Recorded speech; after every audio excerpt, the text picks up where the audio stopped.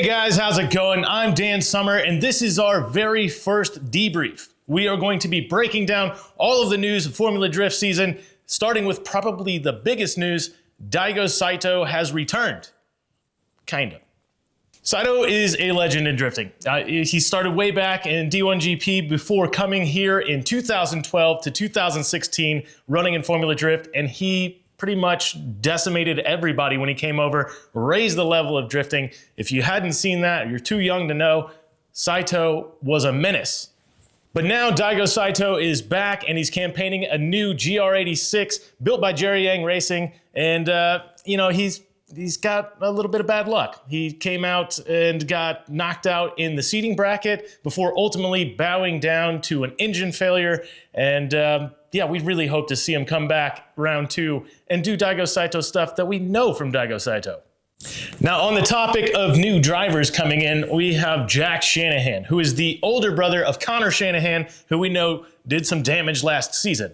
But Jack is an absolute monster on track. He has been a threat in both Irish Drift Championship, British Drift Championship, which he won in 2015. He is no stranger to high-level driving all over the world. We've seen him in Drift Masters. I think he's going to be a real force to be reckoned with here in Formula Drift because we saw it already. He had two one more time battles with Ryan Turk, and Ryan Turk is phenomenal in Long Beach. He always puts on. The car looks great. And he had Chelsea in his corner over there clicking stuff. So we saw a really good battle from Jack Shanahan there. So we expect big things from Jack Shanahan this year. He's definitely one to watch.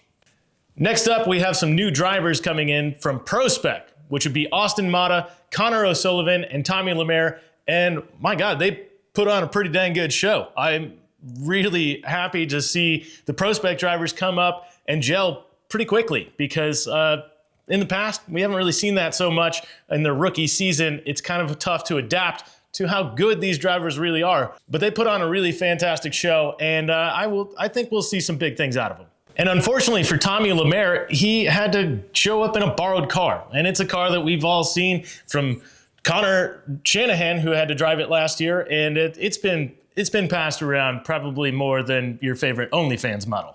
But he did a fantastic job for not driving a V8 that he's used to. He had to drive a turbo car, so it's kind of a totally different animal for him. He really stepped it up, and we saw that in the battle between Tommy and Connor, and that went one more time. It was a fantastic battle to watch, so big things coming from the Pro Spec drivers who moved up this year. Second to the news of Daigo Saito's return would be that there's a rumor of what Irwindale was going to be. So we've heard it for many years. This is the last season of Irwindale. This is the last season. Well, it actually happened. So Irwindale is gone. Last season was the last season, and the rumors started to spill out everywhere. What is going to be the new track? Now, those rumors are finally laid to rest. It was made official going into the top 16. Ryan Sage had announced that we will be returning to Long Beach, which I believe is a really cool choice. I think it's amazing. Long Beach is a fantastic way to kick off the season, and it's only right to end the season there as well. So it's going to be a bit of a layout change, as we saw. I don't know. It could be cool. I don't know until we see what it's like on there. It looks tight. It looks technical, but I think it looks pretty sick. Long Beach is just a great place to be anyway. It's beautiful weather. It's going to be a great way to end the season. So back to Long Beach. Now, along with the announcement of the new track, Larry Chen was also inducted into the Hall of Fame, the first non-driver to be in Formula Drift Hall of Fame, and he's totally worthy. I mean, I wouldn't have known much about this sport if it wasn't for somebody like Larry Chen. Larry Chen is a fantastic ambassador for the sport and has captured everything for over 20 years, over 100 events. He is an absolute monster. He's great at capturing what's going on at the track, on the track, and kind of behind the scenes. And it's something we all love with the recap and being able to see our friends out there and making everything exciting. So a huge congratulations to Larry Chen on that. And Larry's not going anywhere. He is a massive part of Formula Drift. It's really good to see him recognized and speechless.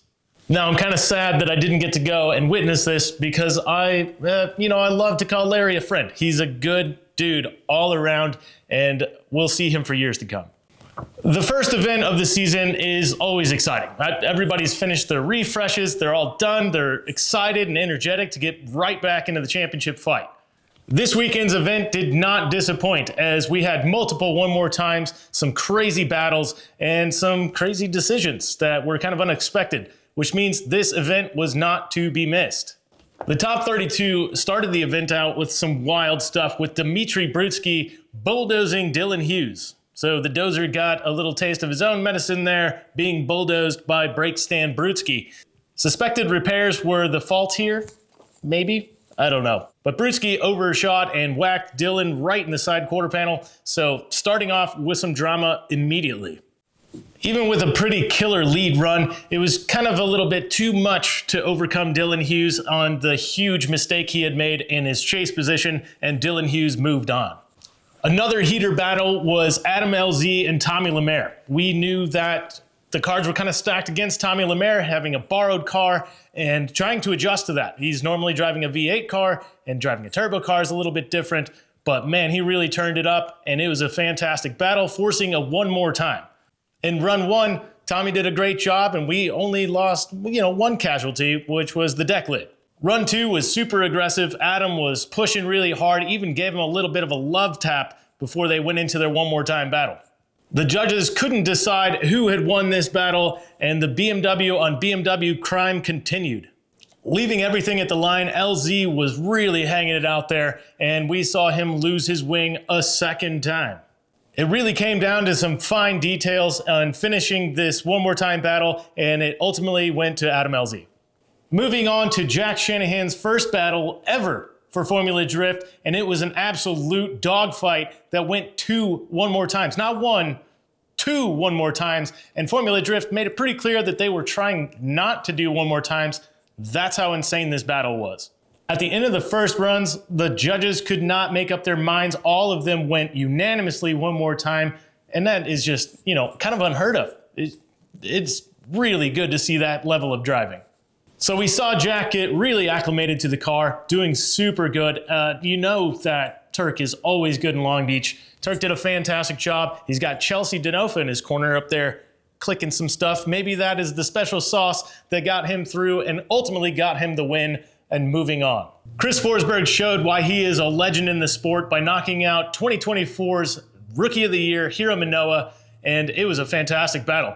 Being powered by NOS and Neft Vodka, he was charging in an absolutely insanely aggressive chase run, keeping awesome proximity against Hiro Manoa. You had to drive really hard, and he stepped up and brought it. The judges unanimously decided Chris Forsberg gets the win, with Reese Marin saying he had a much better lead line and his fluid carrying momentum in outer zone 2 and 3. That's our favorite boy there, Reese Marin. Forsberg went on to face Adam in the Grade 8, and LZ and Forsberg both just didn't do enough to get through the first battle. Both drivers kind of missed some zones, and Adam showed a little bit of impatience, even giving some bumps across the finish line, so it needed to go one more time. The first run in this one more time battle would be the determining factor, as Chris Forsberg went a little bit wide and smacked the wall. It's Long Beach. It's going to happen. You have to be aggressive. Adam brought the heat. Chris went a little too hard, and that ultimately brings Adam LZ moving on. One driver that really impressed us this weekend was Brandon Sorensen. That kid is really moving up. He was super aggressive, and he remained calm. He's been a very good driver. We saw it last year with Osbo. He showed some real greatness out there, and he definitely brought it this year, pushing himself into the Grade 8. Now, Sorensen getting himself into the Grade 8 would put him up against a gnarly competitor in Odie Botches. So Odie is definitely not one to be messed with. He came second overall last season. Sorensen's aggression would be what would be the determining factor here. He was just rubbing every single wall, and that secured him a spot in the top 4, man, the final 4. Brandon Sorensen in the first event of the season getting into the final 4. That's incredible, man. So good things from him. It's good to see the young driver stepping up this season. And it wasn't only Brandon Sorensen. We had a couple other drivers in their sophomore season really come out swinging, like Ben Hobson. Just a huge mentality shift, and he came out swinging, looking really good in comparison to last year. I think this is going to be a very good season for Ben Hobson. Definitely one to watch out for. And it seems like he's adapted. Definitely coming out way more aggressive than he did. Hobson would go from the seeding bracket all the way to the top 16, battling Ryan Turk in the battle of the big car versus the smallest car for the grade 8. The first run gave a sizable advantage as Ryan Turk had to make a little bit of a correction, but ultimately they said Ben made a lot more mistakes as well, and I would kind of agree with that call. I think the huge stylish flick from Ben Hobson kind of threw off Ryan Turk, and they both made mistakes here, but Ryan ultimately got the win. Now let's move on to the final four. We have Adam LZ versus his former teammate James Dean, and the three-time champ Frederick Osbo versus a new young gun in Brandon Sorensen. The first battle was LZ versus James Dean. It's two heavy hitters. It did not disappoint. James Dean does James Dean things. He came out absolutely swinging, hitting every single wall, but it wouldn't be made easy because LZ was right there with him. Fantastic job from both drivers. Really fun to watch. After swapping positions for round two, Adam drove fantastic, put down a really good line, but James Dean really showing that he's comfortable in that Mustang and stuck it to him. Absolutely almost a perfect chase run. So that ultimately gives the four-time champ James Dean the win. Now the next battle with Sorensen and three-time champ Frederick Osbo, it was a really good battle. I mean, there was some fantastic driving there. But ultimately, Sorensen got knocked out by the three-time champ, which now sets us up for the craziest finale, which would be a three-time champion versus a four-time champion. So the battle that we all wanted, James comes out swinging. That's what he does. He comes out swinging, but Osbo does the same thing. They're monsters. Both of them are absolute monsters. James looked unstoppable out there, but so did Osbo, and the judges could not come up with a decision, so they moved on to a one more time battle. That is fantastic for a final. Even the four-time champ is not impervious to Frederick Osbo. You have to put it all out there, and James really did that. He tried his hardest to get on this one more time battle, but he went a little bit too hard, smacked the wall. Got it pretty good. He maintained his composure, but he got the wall pretty good. And that would give Frederick Osbo the win to what was a phenomenal battle and a phenomenal end to the first round in Long Beach. So with the Battle of the Champions over, that would make it Frederick Osbo first place, James Dean second, and Adam LZ stepping on top of the third place box for his first podium of the season. What an event. Now with more on some of the judging calls, let's talk with our good friend Brian Eggert. Welcome, Brian Eggert, and he was a longtime Formula Drift judge. This was an insane event. This was one of the best ways to kick off the season as far as I'm concerned. We had some crazy calls. We got some new rules. I would like to hear your weigh in on some of the new rules and what's going on. Yeah, the main rule that I guess the drivers were upset about was left foot braking. They kind of were asking about that, and it seemed like in the drivers' meeting that was going to be the big thing that they were going to be concerned with. And you know what? It ended up not really being an issue for this event. There was a couple times where guys did it, but nothing major that really impacted the event. Our main thing with that was we just didn't want them to do a lot of left foot braking when there was going to be a car really close to them. If the car was further back, I mean, they could do it, but if it didn't impact the chase car, it wasn't going to be that much of an issue. Although, ideally, we want them to use as little of the left foot brake as possible. So it's basically just for fluidity, just to get a better looking battle. Everything's a little bit smoother, right? Yeah, 100%. I mean, honestly, this was one of probably the smoothest round ones we've ever had since I've been there. I mean, the driving was elevated even through the seating bracket. The guys were just ripping all weekend. We didn't have any real big wrecks like you're kind of accustomed to, at least one or two happening on that weekend. And I mean, the guys were just, it was a whole nother level this year. And I think the driving is just going to get better each round and everyone's just on top of things. It's just this year's almost like an anomaly. It's crazy. Yeah, I will say, I think it smoothed a lot of things out. This has been probably one of the better Long Beach events as far as there's not that many crashes, nothing major. And normally somebody's writing off a chassis in round one, and that didn't happen. But we also saw some other new rules, right? Like you have the point system for seeding, and then you're getting 10 points for each battle, 32 on. Totally. I mean, I think it's going to be interesting to see how it goes further down the season. I mean, Stuckey ended up getting like an extra 12 points. So, I mean, he already got kind of like a little head start. So I know some of the drivers are kind of not too keen on this new set of scoring rules. Others seem to not really think it'll be that big a deal. I mean, once you're seated, you're pretty much up there. So it's just a little bit extra motivation, I think, that Formula Drift put on these guys to have them go through the whole entire seating bracket. I think in previous year, some of the drivers kind of would like have a mechanical issue or something that they, once they knew they were mathematically in the main event, they'd kind of just step away from competition. And this was done to kind of make sure they stay and go all the way through to the finals to make it an exciting event on Friday. So that by the time we jump in on Saturday for the main event, you've got everyone there and just ready to throw down just as hard as they did the night before. Right. Like we saw a couple people jump up in the points, like with Stuckey. Where does that put Stuckey now in the series? Does that move him up so he doesn't have to do the seeding next bracket, or how does that work out? Yeah, I think it's because he should have finished in the top 16. He won't have to do the seeding bracket when he gets to Atlanta. And I think for the most part, unless the guys do really bad, they should have, once they're in the seeding bracket, it should take, I think, 2 events if they do bad to get back into the seeding bracket. So I believe mathematically he wouldn't have to go back into it until maybe worst case scenario, if he did poorly, he wouldn't have to go into it until round 4. So he's got a little bit of luck on his side for the next round or 2.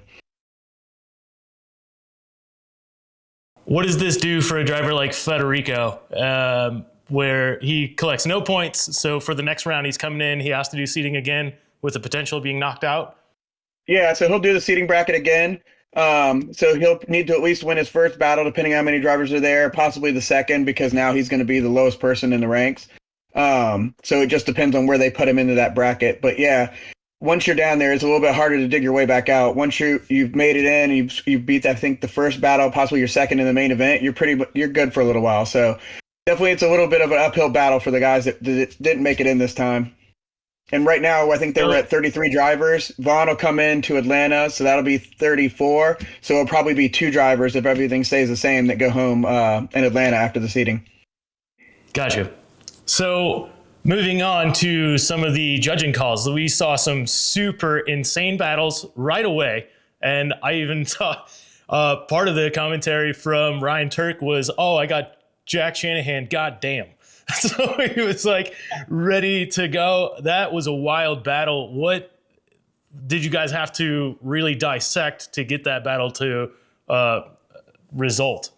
Yeah, I mean, Jack Shanahan's an amazing driver for those who don't know him. And then having watched him now live, I've seen him online before, but being able to see him truly drive, I mean, he's far from a rookie. I mean, I get that he's a Formula Drift rookie, but he's definitely not. It's kind of like when Daigo came into the series 10, 12 years ago.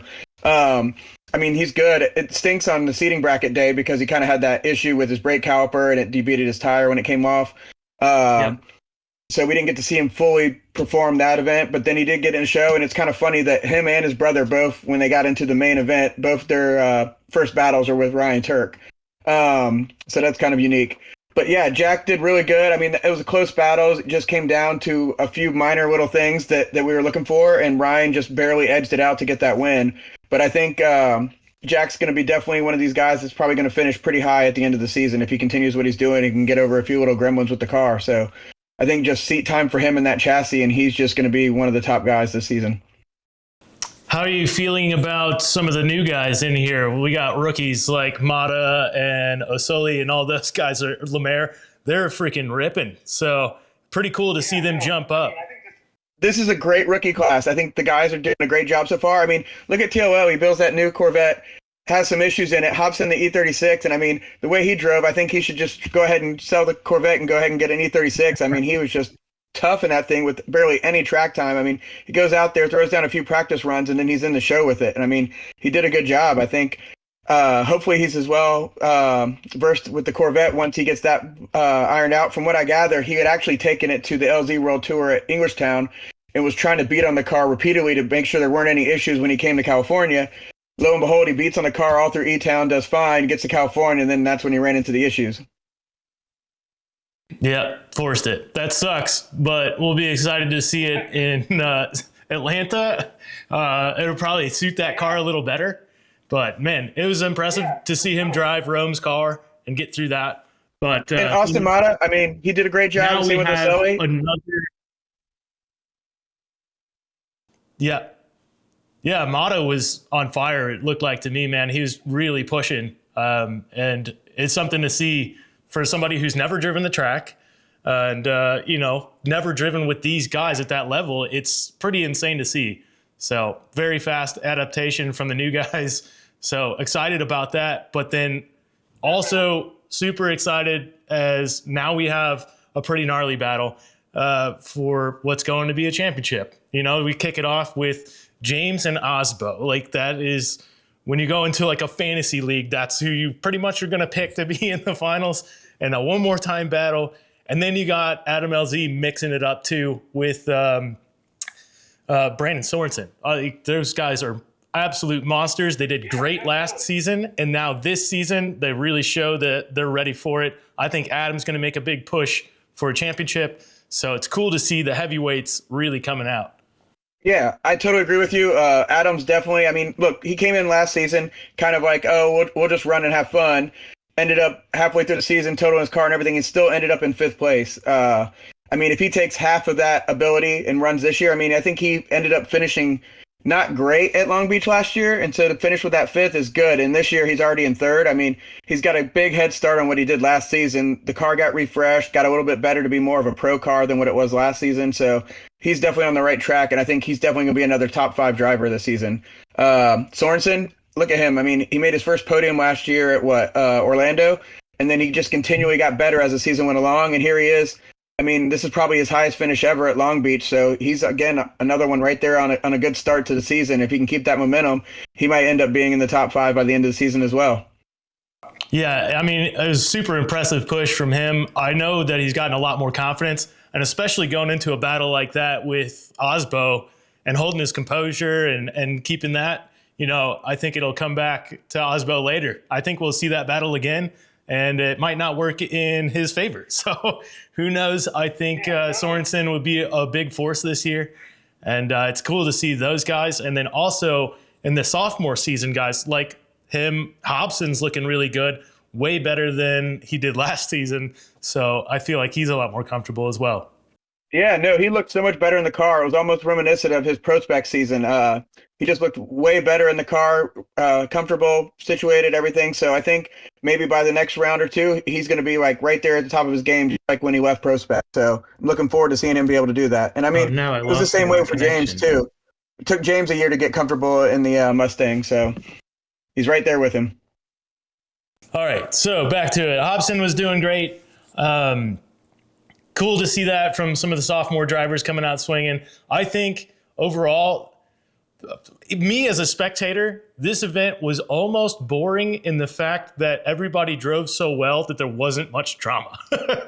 It was very good. It was a good flow to everybody driving, no big hiccups. So I think it's going to be a pretty monster season. And also looking forward to seeing what you guys do to reorganize Long Beach on the last round. Yeah, no, I mean, that was as much a surprise for us as it was for you guys. They didn't show any of us, so we saw it right when we got there, and it's like, okay, this is going to be an interesting track. So I'm waiting for them to give us a more update on what it truly looks like other than that digital rendering. But I mean, it's exciting that we get another road course at the end of the season. And I mean, Irwindale was always a smash fest. The rendering they gave us had nothing but walls around it. So I have a feeling this one's going to be a smash fest as well. So, I mean, maybe that'll bring some of that excitement for you. I mean, the guys have been doing Long Beach for so many years now. I think they've just gotten used to it and they're good. Maybe we can add some changes next year and change something up to make it a little bit more difficult, but they definitely did make it look a little boring. I could see from your side of things. I mean, the tandem was super close, but yeah. I guess for me, it's one of those things too, just like you mentioned, the guys are really good at it. And it's one of my favorite things to do. If I go on a simulator, I'm going to go to Long Beach like 9 times out of 10 because it's fun and it's a predictable track. But yeah, changing it up ought to bring some damage. The carnage that we're used to seeing at Long Beach, I think it might actually do that again. So yeah, totally agree. So we'll see what happens when they do Long Beach Part 2. Yeah. So moving into the next round, is there anybody that surprised you think is going to jump out at us that we didn't see in round 1? I mean, I don't think Connor Shanahan drove it last year because he went to Driftmasters, so I'm curious to see how well he does at that round. I think that's the only one he missed last season. I'd be interested to see how he does. Same for his brother Jack. I'd be interested to see how he's going to do there. I mean, Hobson, same thing. Last year, he didn't really perform well. I'm curious if he takes this momentum and carries it in and does well there. I mean, Hero did well this event, but I think he might showcase there as well. I think if he gets tips from his dad and Von Gittin Jr., he was going to teach him how to drive Atlanta. So we all know that Von comes out swinging in Atlanta. He's always putting on a show. Yeah, and that's it. True. I mean, Von will be back at that round as well. So I mean, I think Atlanta is going to be a really exciting event, and it's where we're going to see people really either step ahead in the points or they're going to kind of fall even further behind. So it'll be interesting to see how that one goes. You're already ready for it with the hat and everything. You're just like ready. Like, yeah, too bad the actual baseball team isn't. Yeah. Well, I mean, I think it was all in all a great round. I really like the new rules. I think it's going to set the bar a little higher for a lot of people. And I think more people will be able to drive. So we'll see better battles. But yeah, man, I'm excited for this season. I think it's been a really good one to watch so far. And dude, thanks for coming in here and shedding some light on some things. Yeah, the point system was kind of confusing to me a little bit when it started, so it's good to get clarification on that. But yeah, man, always good to have you, and I'll see you in Atlanta, my man. Awesome. Can't wait to see you. Thanks for having me on.